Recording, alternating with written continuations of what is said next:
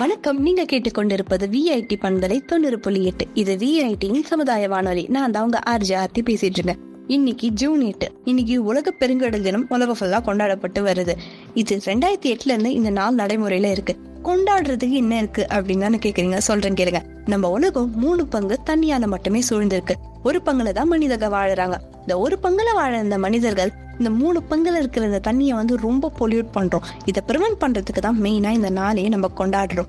5% of ஓஷனை மட்டும் தான் இதுவரையும் விஞ்ஞானிகள் போய் எக்ஸ்ப்ளோர் பண்ணி பார்த்திருக்காங்க. இன்னும் 95% இருக்கிற அந்த கடல் மிஸ்ட்ரியாவே தாங்க இருக்குது. 50% ஆஃப் ஆக்சிஜன் நமக்கு இந்த கடல்ல இருந்து மட்டும்தான் கிடைக்குது. அதனாலதான் இதை நம்ம லங் ஆஃப் த பிளானட் அப்படின்னு சொல்றோம். வெறும் இந்த ஆக்சிஜனோட மட்டும் நிறுத்தாம மழை பொழிவிற்கும், உணவுக்கும், மருத்துவ பொருளுக்கும் இந்த கடலை மட்டும்தான் சார்ந்து இருக்கிறாங்க.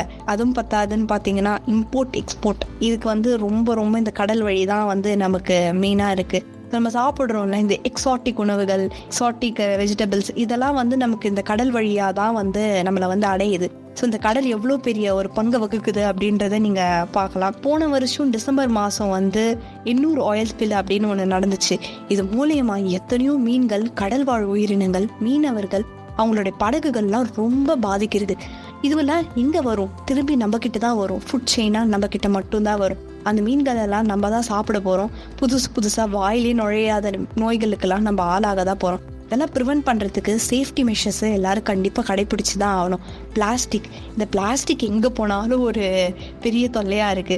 ஸோ இதெல்லாம் யாரால நடக்குது? நம்ம மனிதர்களோட, நம்மளுடைய அலட்சியத்தால தான் நடக்குது. நான் போடுற இந்த சின்ன பிளாஸ்டிக்கால என்ன நடக்க போகுது அப்படின்னு நினைக்கிற அந்த மென்டாலிட்டியால தான் நடக்குது. இதெல்லாம் நம்ம கண்டிப்பா மாத்தணும். நான் என்ன நினைக்கிறேன்னா, நம்ம தான் we are the part of the problem, so we should be the part of the solution. So இதை மனசுல வச்சுட்டு சிறு துளி பெருவெள்ளன்ற மாதிரி நம்ம கிட்ட இருந்தா முதல்ல மாற்றம் வரணும். ஓகேவா? நன்றி. நீங்க கேட்டுக்கொண்டிருப்பது விஐடி பண்பலை 90.8. இது விஐடியின் சமுதாய வானொலி. நான் தான் உங்க ஆர்த்தி பேசுறேன். நன்றி.